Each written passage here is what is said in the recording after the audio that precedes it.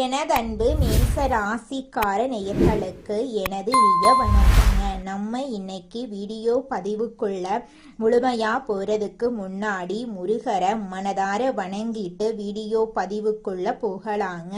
ஓ முருகா போற்றி, ஓ முருகா போற்றி, ஓ முருகா போற்றி, எனைக்காக்கும் முருகனே போற்றி. நல்லதே நடக்கும், நல்லது மட்டும்தான் நடக்கும். ஆரம்பத்தின் அடையாளம் ஆற்றலின் உருவம், அதுதாங்க நம்மளோட மேசம். துணிச்சலோடு முன் செல்றது இவங்களோட ஸ்டைலா இருக்கு. யாரையும் காத்திருக்க வைக்க மாட்டாங்க, யாருக்காகவும் இவங்க காத்திருக்க மாட்டாங்க. தங்களுக்கான பாதைய தாங்களே உருவாக்கக்கூடியவங்களா இவங்க இருக்காங்க. வெற்றி இவங்களுக்கு ஒரு இலக்கல்ல, அது இவங்களுடைய இயல்பா இருக்குங்க. நம்மளுடைய மேச ராசிக்காரர்களுக்கு 2026ஆம் ஆண்டு ஏப்ரல் 14ஆம் தேதிக்கு பிறகு விசுவ வருஷ புத்தாண்டு ஒரு முக்கியமான காலகட்டமா இருக்குங்க. இது வாழ்க்கையில ஒரு புதிய அத்தியாயத்தை எழுத போகுது. ஏழரை சனியின் தாக்கம், குரு மற்றும் ராகு கேது பயிற்சியால ஏற்படும் மாற்றங்கள், ஒரு பெண்ணின் மூலம் வாழ்க்கையில ஏற்பட போகும் திருப்புமுனை, தொழில் மற்றும் பொருளாதார நிலை, ஆரோக்கியம், ஆன்மீகம் போன்ற பல்வேறு அம்சங்களை பத்தி இந்த வீடியோல நம்ம விரிவா தெரிஞ்சுக்க போறேங்க. 2026ஆம் ஆண்டு ஏப்ரல் 14ஆம் தேதி பிறக்கக்கூடிய விசுவ வருஷ புத்தாண்டு மேச ராசிக்காரர்களுடைய வாழ்க்கையில பெரிய அதிசயத்தை ஏற்படுத்த போகுது. இது ஒரு ரகசிய செய்திங்க. இதுவரை அனுபவித்த கஷ்டங்களுக்கு விடையெல்லாம் கிடைக்க போகுது. கர்ம சக்கரம் ஒரு முக்கியமான புள்ளியை எட்டி இருக்குதுங்க. சனி பகவான் கும்ப ராசியிலிருந்து மீன ராசிக்கு இடம் பெயர்ந்துள்ளார். இதனால மேச ராசிக்கு ஏழரை சனியின் முதல் கட்டமான விரய சனி தொடங்கிருச்சு. சனி பகவான் கர்ம வினைகளுக்கு ஏற்ப பலன்களை அளிப்பாரு. இந்த புத்தாண்டு பிறக்கும் போது சனி பகவான் விரயஸ்தானத்தில் அமர்ந்திருப்பாரு. சனி பயிற்சியின் தொடர்ச்சியாக ஒரு பெண்ணின் மூலமா உங்க வாழ்க்கையில ஒரு பேரின்மை வெளிச்சத்துக்கு வரும். அந்த உண்மை ஆரம்பத்தில் மனதை பிளப்பது போலவே அல்லது கண்ணீரை வரவழிப்பது போலவே இருக்கலாம். ஆனா அந்த வழிதான் உங்களை அடுத்த கட்டத்துக்கு அழைத்து செல்லும் மருந்து அமையும். அந்த பெண் உங்கள் உறவில் இருப்பதாக இருக்கலாம், எதிர்பாராத ஒரு அந்நிய பெண்ணா கூட இருக்கலாம். ஆனால் அவர் சொல்லும் ஒரு வார்த்தை உங்கள் வாழ்வின் திசையவே மாத்திரும். 2026ஆம் ஆண்டு ஜூன் மாதம் 2ஆம் தேதி நிகழவிருக்கும் குரு பெயர்ச்சியின் தாக்கத்தாலும் நீங்கள் எடுக்கும் முயற்சிகள்ல சில மாற்றங்கள் ஏற்படலாம். குரு பகவான் கடகராசிக்கு போறதுனால சுக யோகங்கள் அதிகரிக்கும்.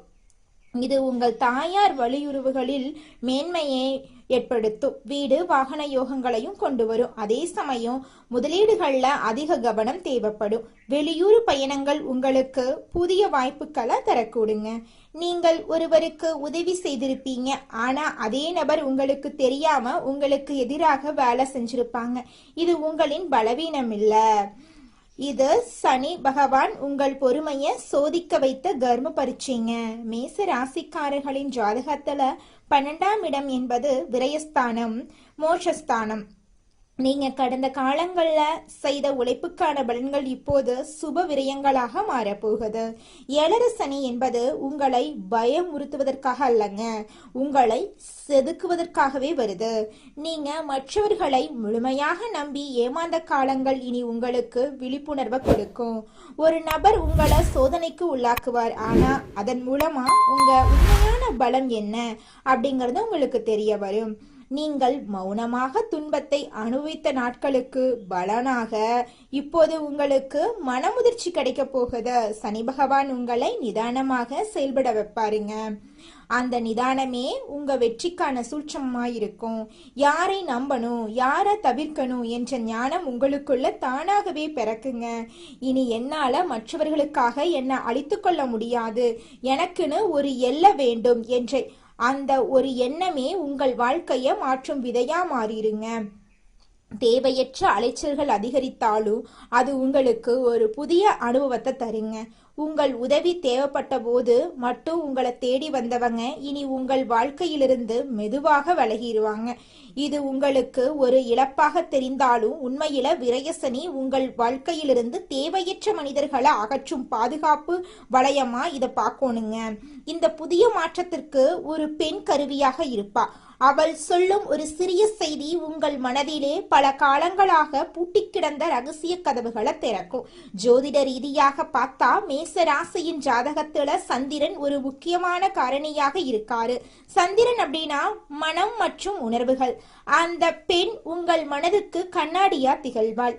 காதலில் இருக்கும் மேசராசிக்காரர்களுக்கு இது ஒரு தெளிவான காலகட்டமா இருக்கு. நீங்கள் நேசிக்கும் நபர் உங்கள் அன்புக்கு தகுதியானவரா அல்லது உங்களை பயன்படுத்திக் கொள்கிறாரா என்ற உண்மை இப்போது உங்களுக்கு தெரிய வருங்க.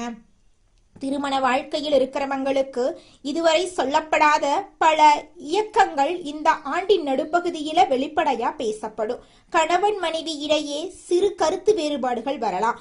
ஆனா ஜூன் மாதத்துல குரு பகவான் 4ஆம் இடத்துக்கு வரும்போது ஏற்படும் ஒரு திறந்த மனதுடனான பேச்சு உங்கள் உறவுல இருக்கக்கூடிய அழுக்குகளை நீக்கவே வருங்க.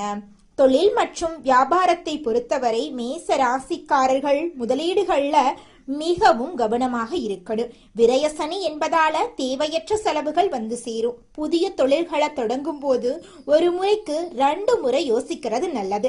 ஜூன் மாசத்துக்கு பிறகு மறைமுக லாபங்களும் தொழில் ரீதியான முன்னேற்றங்களும் கிடைக்க வாய்ப்பிருக்கு. கூட்டு தொழில இருக்கிறவங்க தங்கள் கூட்டாளிகளுடன் வெளிப்படையான தன்மையை கடைபிடிக்கிறது ரொம்பவும் நல்லதுங்க. பொருளாதார ரீதியாக நீங்க சில நெருக்கமானவர்களை சந்திக்க நேரிடலாம். எதிர்பாராத மருத்துவ செலவுகள் இல்லைன்னா தேவையற்ற பயண செலவுகள் வரலாம். அதனால பணத்தை சேமிக்கிறதுல அதிக ஆர்வம் காட்டணுங்க. யாருக்கும் ஜாமீன் கையெழுத்து போடுவதையோ பெரிய அளவுல கடன் கொடுப்பதையோ முற்றிலுமா நீங்க தவிர்க்கணுங்க. உங்க வாழ்க்கையில ஒளிந்திருக்கும் மறைமுக எதிரிகளை இறைவன் இப்போ உங்கள் கண்ணுக்கு முன்னால நிறுத்துறாருங்க. ஆண்டின் இறுதியில டிசம்பர் 5ஆம் தேதி நிகழப்போகிற ராகு கேது பெயர்ச்சி உங்க வாழ்க்கையில ஒரு மிகப்பெரிய அதிரடி மாற்றத்தை கொண்டு வரும். ராகு பகவான் உங்க ராசிக்கு 10ஆம் இடமான மகரத்துக்கு, கேது பகவான் 4ஆம் இடமான கடகத்துக்கும் பெயர்ச்சியாகிறாரு. 10ஆம் இடத்து ராகு என்பது தொழில ஒரு பிரம்மாண்டமான வளர்ச்சியை தருங்க. ஆரோக்கியத்தை பொறுத்தவரை உங்கள் உடல் பலத்தை விட மனபலத்தை நீங்க அதிகம் கவனிக்கணுங்க. மேசராசி பெண்களுக்கு இந்த வருடம் ஒரு புதிய பாடத்தை கற்றுத்தரும். உங்க ஆசைகளை நிறைவேற்றிக் கொள்ள நீங்க போராடுவீங்க. இதுவரை குடும்பத்துக்காக உங்களை அர்ப்பணித்த நீங்க இனி உங்களுக்காகவும் நேரத்தை செலவிட தொடங்க போறீங்க. மேசராசி ஆண்களுக்கு ஒரு முக்கியமான எச்சரிக்கை இருக்கு. தன்னம்பிக்கை அவசியம் இருக்குங்க, தேவைப்படுதுங்க.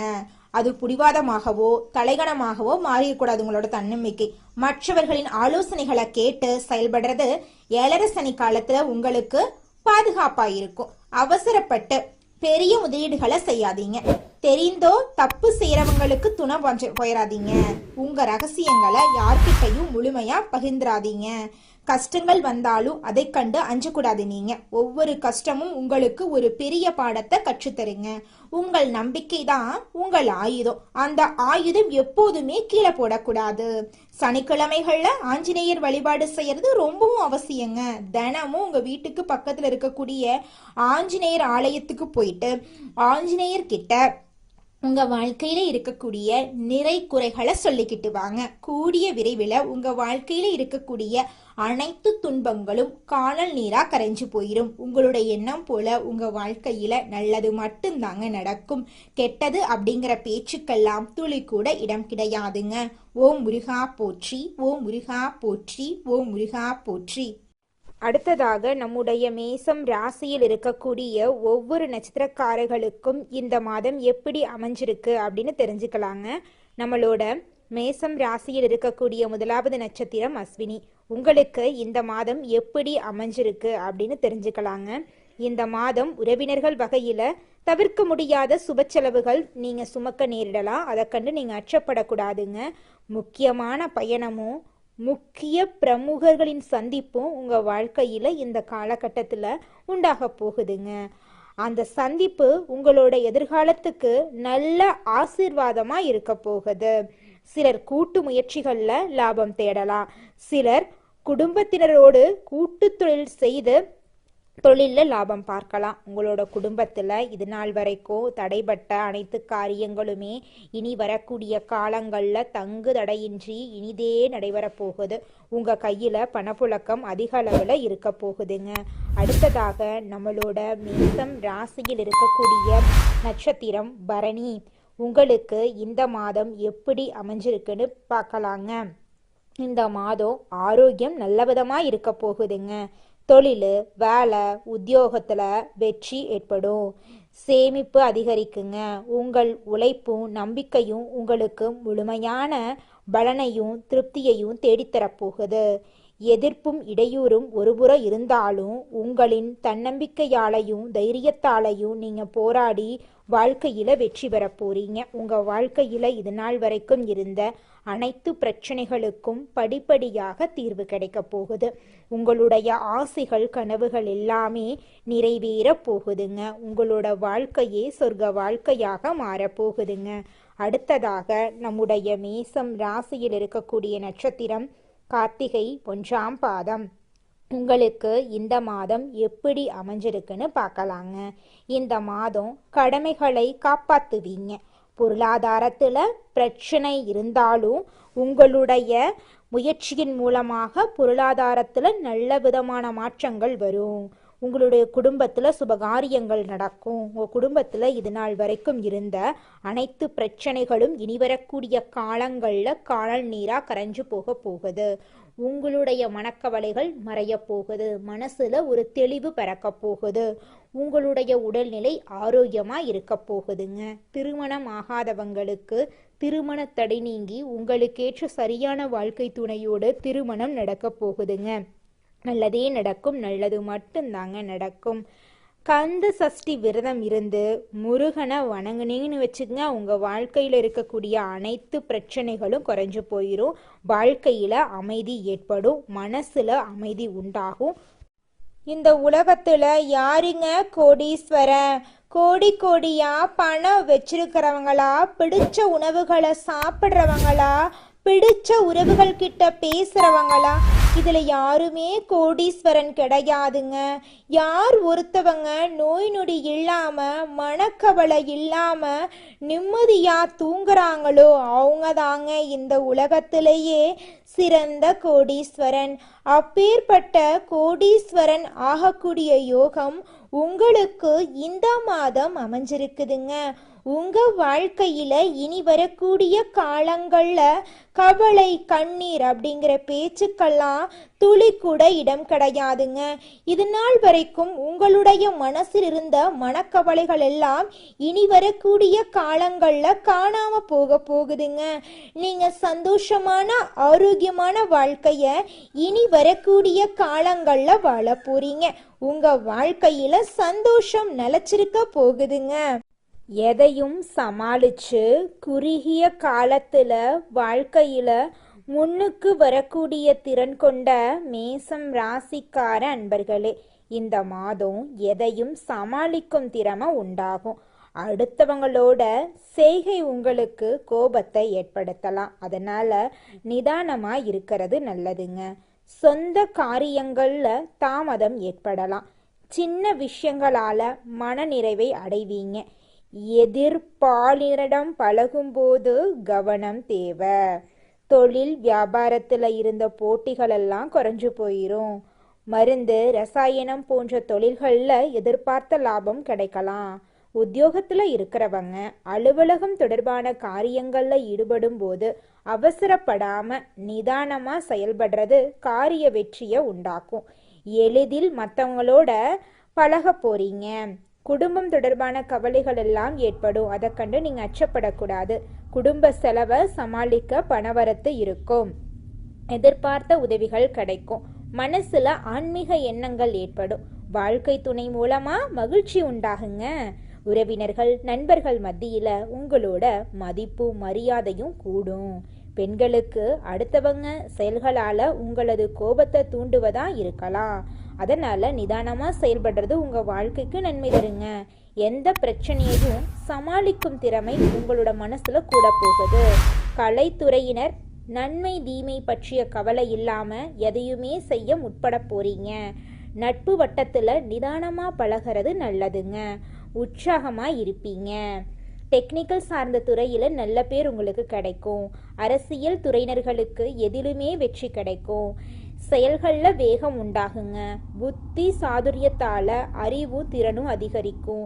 எதை செய்வது எதை விடுவது என்ற மன தடுமாற்றம் ஏற்பட்டு பின்னர் நீங்கிருங்க. எதிர்பார்த்த பணவரவு தாமதமாக உங்கள் கைக்கு வந்து சேருங்க. திடீர் சோர்வு உண்டாகும். மாணவர்களுக்கு கல்வியில் இருந்த போட்டிகள் குறைஞ்சு போயிடும். எதையும் அவசரப்படாமல் நிதானமாக செய்கிறது தாங்க உங்கள் வாழ்க்கைக்கு நல்லது. குலதெய்வம் எங்கேயோ இருக்குது, என்னமோ இருக்குது அப்படிலாம் நீங்கள் நினைக்க வேண்டாங்க. நீங்கள் எங்கிருந்தாலும் ஒரு தீபம் ஏற்றி வச்சு அந்த தீப ஒளியில் தெய்வங்கள் இருக்கிறாங்க அப்படின்னு நினச்சி வழிபாடு செய்யுங்க. குலதெய்வமே தெரியாவிட்டாலும் வீட்டில் தீபம் ஏற்றி வச்சு ஏதாவது ஒரு நல்ல நாளில் குலதெய்வத்தை நினச்சி வழிபாடு செய்யுங்க. குலதெய்வ வழிபாடு குலம் காக்குங்க, குலம் தலைக்கும்.